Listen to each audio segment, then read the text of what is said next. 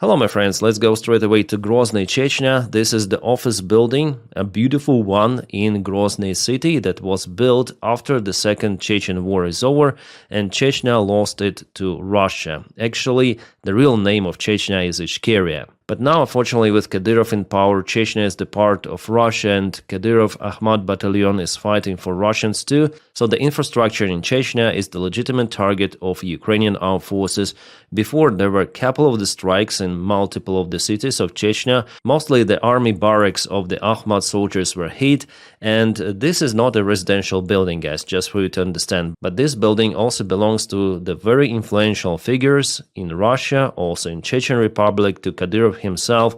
So someone's business just was fired up this morning. Yeah, something was smoking out there. It's also important as the sign to show that Ukraine is capable for the long-range strikes to hit even Groznyi city, and Russia is not capable to defend the structure. Groznyi city is like this postcard of Putin and Kadyrov. You see, we built the Groznyi city, but they do not mention that before they destroyed, like Russian army, they destroyed this city, completely flatlining it to the ground, and oh, now you have this Groznyi city new building, hooray! But they cannot return all of those locals who were perished under the Russian airstrikes and artillery fire. And Putin is looking for the same scenario for Ukraine, to put some sort of the Ukrainian Kadyrov in power and later on force Ukraine to fight for Russia, as he forced Chechens to fight for himself. And Kadyrov himself already promised some sort of the gift in return for Ukraine. Will he say the same stuff before then Ukraine hit some of the soldiers' barracks of Akhmat battalion? No promise was delivered, and actually he's in lack of the capabilities. He doesn't have those regular armed forces as Russian army. Akhmat army is still in lack of aviation and long-range tools, and then they were giving with air defense systems. They shut down Azerbaijani airplane over Groznyi.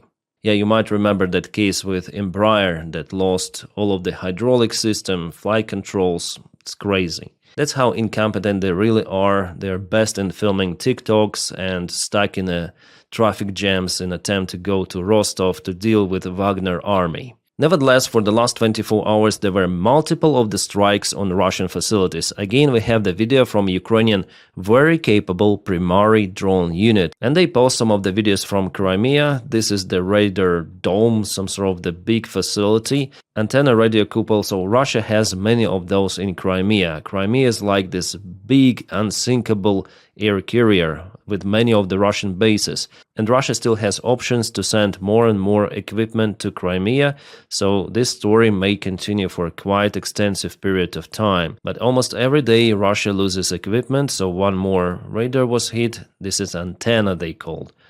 And one more, some of the surveillance system, maybe communication system. And what is this? This is some sort of the airplane? Oh, this is Orion, the Russian drone, which is the analog of the Bayraktar TB2. Yeah, definitely it is Orion that was hit. A radio system Podlot also was hit. Russians tried to hide it away from the main base, but it was found after all. Some of the supply vehicles as well. Looks like a video game, but those are the real images. And this is a fat target, a Russian Sukhoi 24 aircraft. This is the tactical bomber. By the way, Ukraine also has Sukhoi 24 aircraft in its army, and they're used as the launching platforms for Scalp and Storm Shadow cruise missiles. Very capable. And here you might see a ladder to the cockpit. The airplane was airworthy. It was flying for some sort of the operations. Well, not any longer. But the Kabooms were not over with that. For example, in Krasnodarsky Krai, Ukraine hit LNG terminal, gas terminal of Russia. Here we have the satellite confirmation from firms, fire detection, NASA satellites. And here is the Russian gas. How it's been used? Well, basically to warm up atmosphere. Russians, if you are cold, call Ukraine. Ukraine might help. It was really huge. Russia stopped the operation of this LNG terminal. It cannot export its liquid gas any longer via the Black Sea. It was the biggest terminal. Also, for whatever reason, Syzran refinery of Russian Federation caught fire the last night. Fire continues there even now. Every week Ukraine hits 1-2 refineries, sometimes more, but Ukraine also expands its targets, hitting Russian other sensitive infrastructure, like for example gas and some of the power plants, military infrastructure, especially in Crimea. That is what you saw for the last couple of days. There were 2 videos published at least. And all of those kinetic sanctions, they gradually remove resources from Russia. Russian economy cannot sustain it for many years, okay? So maybe for a couple of years, they still may go fight, maybe even take the ground. That is what we all expect, because Russia, after all, it has advantage, more resources compared to Ukraine. But if we look at it from the longer perspective, there is no any chance for Russia to be finally victorious even in Ukraine. Their economy cannot sustain this prolonged war. Yes, there is also the chance for Ukraine to struggle more and for Russia to break through the front lines. Here it's early to say 100%, but if the war continues as it is, yes, Russia may take some ground, but as a result, there could be no Russian economy, so no Russia itself. Country is all about economy. Without economy, Russia is unable to sustain its army. It will not be capable even to pay for its soldiers. And the first motivation for them to go and fight is to obtain millions of rubles. На, еще! Сбили. Yeah, Russians, they're very happy that they heard some of the drones flying and some of the Kabooms. That guy filmed the Kaboom in Alchevsk. Alchevsk is the occupied territory of Ukraine, Lugansk Oblast, and the eyewitness was from Russian army. He's working behind the front lines. 2 of the substations were hit the last night over there. And now let's go to the front lines updates, because we have some of the outstanding news coming from Berdyansk. Yes, Berdyansk, far away from the Ukrainian-controlled territory. Nevertheless, Ukrainian military intelligence performed some sort of the special military operation right at the Russian checkpoint. Let's go for it. Actually, the operation was performed last month, November 19th. There were several of the Russian cars, military ones, and military police together with military forces, but something started to happen. Several of the Kabooms. Here on the top there is a billboard saying that Berdyansk is Russia, Berdyansk это Россия, which is not true, as we know. It is just a temporary occupied territory, and the locals report about Babach, Kaboom. Wow, what happened there? Well, after all, it's kind of interesting to see those things happening quite far away from the Ukrainian-controlled territories. It means that the Russian troops cannot feel safe elsewhere, even in Berdyansk. Guys, I follow some of the analytics, OSINTs, and one of those is Unit Observer. From his data, Russia moved some of the forces to the Pokrovsk direction. This is the Russian hunger convoy that was spotted by other OSINTs and shared by this one. So several of the vehicles, Russian tanks, they were used for attack attempt in Pokrovsk. And probably you want to know what happened to those. Well, I can show you. Just need to scroll down the feed, again Unit Observer, that's the channel. Here we go with the Russian tank burning, and even smoke is coming from the barrel itself. It was shared by Creek 4 here. I also follow this guy. He's the officer of Ukrainian army and he shares lots of those images. Actually, it was his forecast that Russia may start to use convoy attacks once again in an attempt to break through Ukrainian defense in Pokrovsk.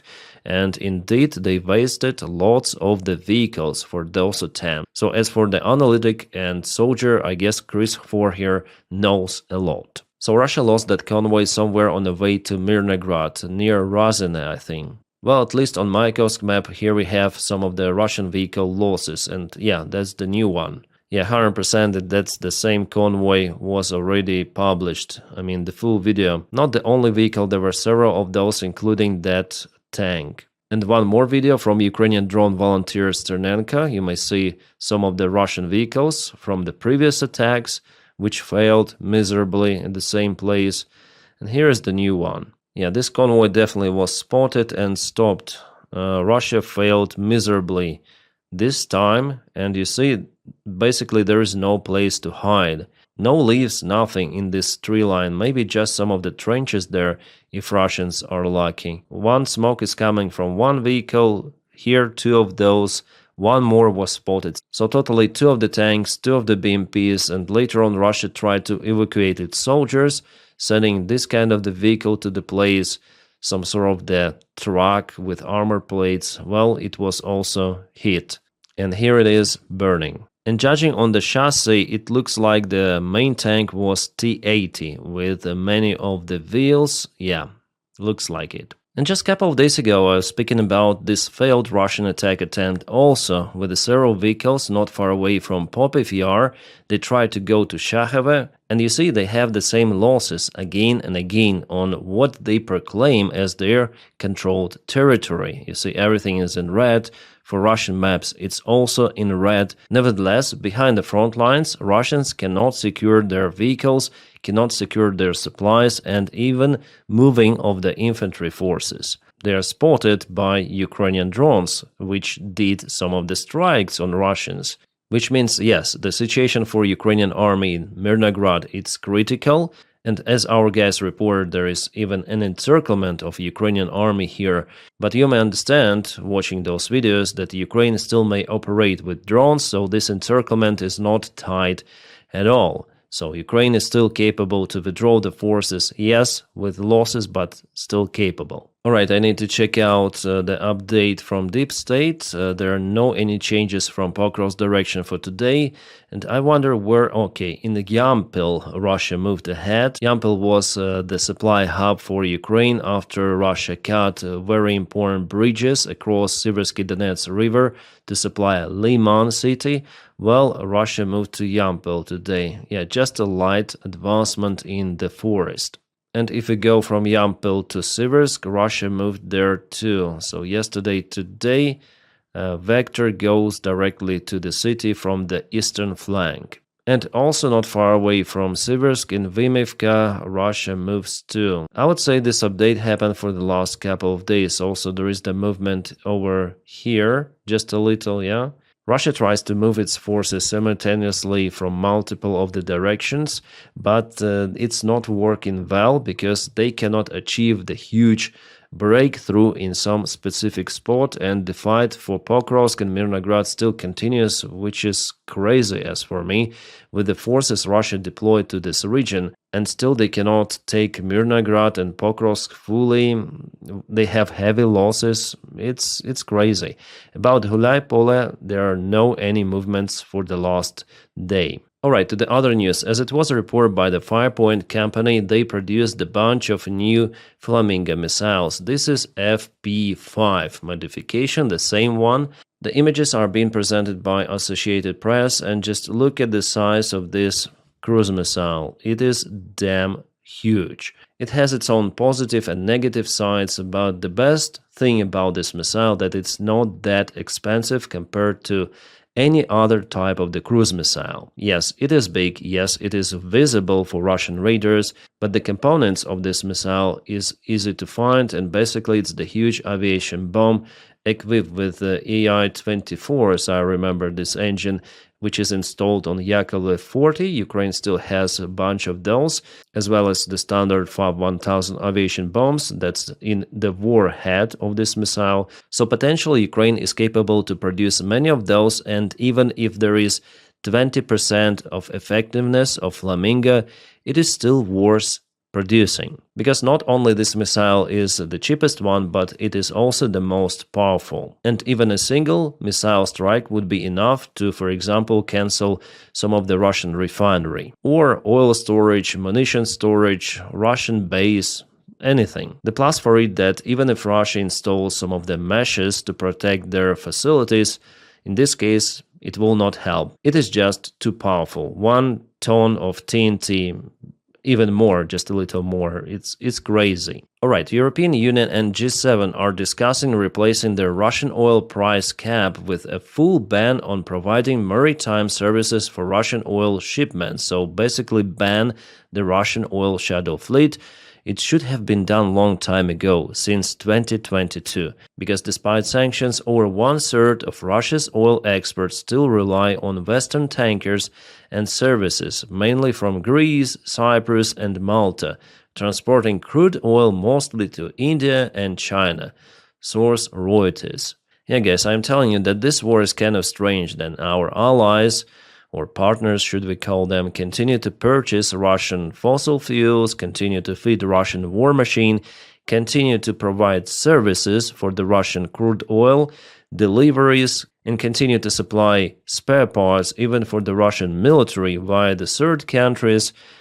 Damn strange. Damn strange. I understand why it is happening, because some particular individuals, CEOs or managers of the companies, they are greedy bastards. They want to earn money no matter what. For them, this war doesn't matter. They want to make business as usual, and if they're not capable to make it as usual, they'll try to way out from it, circumnavigating sanctions and all of the restrictions. Even in Russian Shahids, even in Russian cruise missiles, there are Western-made parts, components, which are new, coming to Russia somehow. Well, hopefully this time G7, European Union, will finally block the Russian shuttle fleet, block all of the services for it, because this is unhinged, guys. Not a long time ago, Europe introduced the ban to purchase Russian gas till 2027. Yeah, it might look positive, but if you read this story from the other end,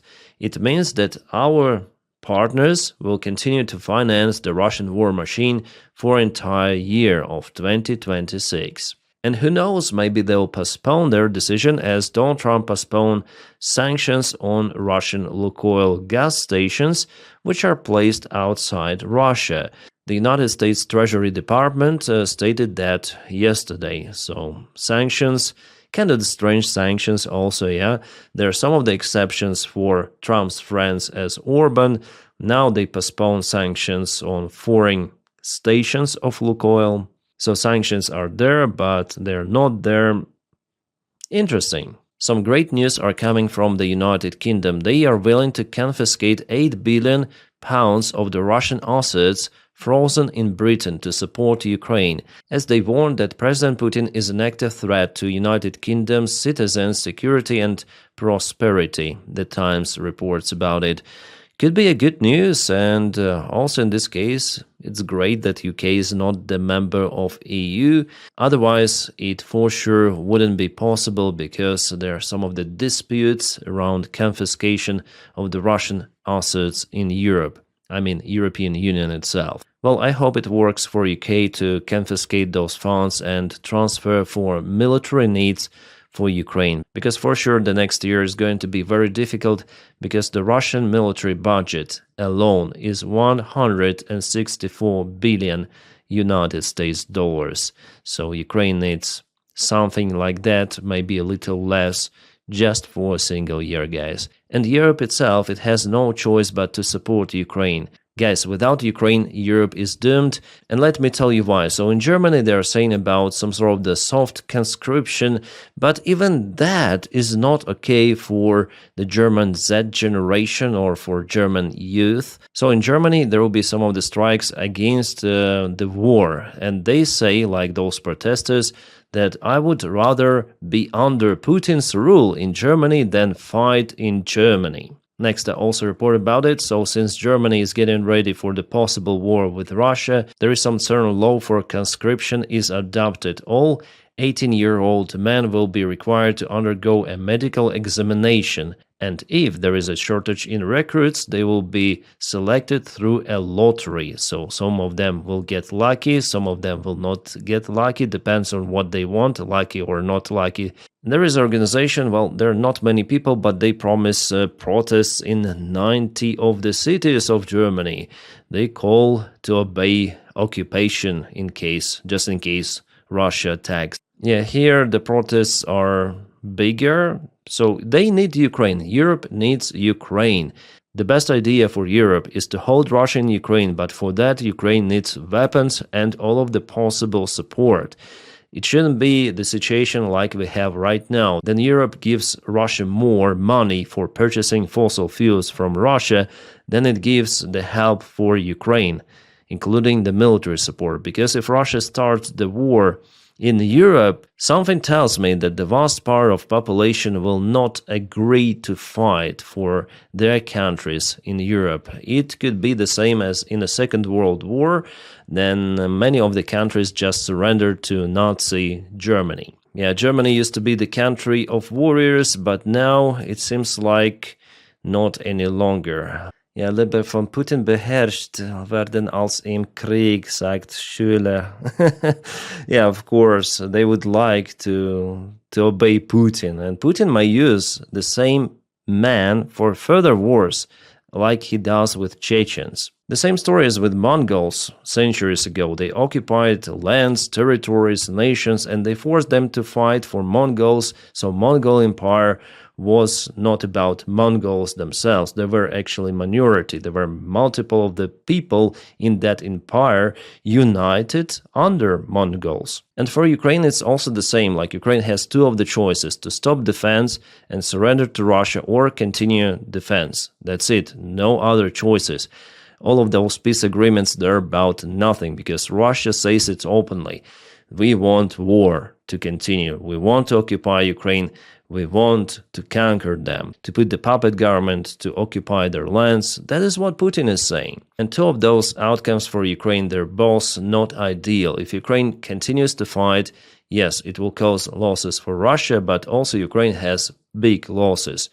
And Ukraine will continue to lose armament, resources, and also our allies. You see, they're kind of tired, especially United States of America. Who would have thought, yeah? And in other case, if Russia just occupies Ukraine, Ukrainians will be used to fight against NATO countries, Baltics, Poland. Yeah, it could be a Chechen scenario. From Berlin to Munich, thousands of Germany's school pupils protested a controversial bill passed by Parliament for a new voluntary military service. It means mandatory medical screening for all 18-year-old men starting January, along with a questionnaire for everyone born from 2008 onward. I understand that it's not about the entire society of Germany, but according to official rating polls, just 16% of Germans are willing to defend their country. 16 is a very low number. And the value of life in Germany, for example, is incomparable to what it is for Russia. Russia doesn't care, and Russians do not care. They have million people lost in this war, wounded, KA, crazy, but Russian society is still okay. For them, this war is somewhere out there. They still live their miserable lives. Can Germany sustain that number of the losses in case of the confrontation with such a big enemy as Russia? I don't think so. Putin and Margarita Simonyan, who is the main editor of the Russia Today, launched Russia Today India during Putin's visit to that country. So by the time everyone wants to block Russian propaganda, I mean sane countries, they want to block Russian propaganda. Russia just opened its broadcast service to more than a billion population country. India. Yeah, Russia wants its support globally, and India, it seems like, don't mind for Putin to launch that brainwash thing. And now my special thanks for Patreon supporters and also members of the channel. Guys, thank you so much for making my job possible. Every day I am filming videos for everyone because of you. So guys, please support me if you can, of course, on Patreon. The link for it is in the video description just below. Or you may support me on membership by pressing the button join. If you don't have this opportunity, no worries, just press like to this video and subscribe for the channel. That helps to propel this video in YouTube algorithms. Thank you so much for that as well. My friends, I wish you all a peaceful sky wherever you are, and have a great time.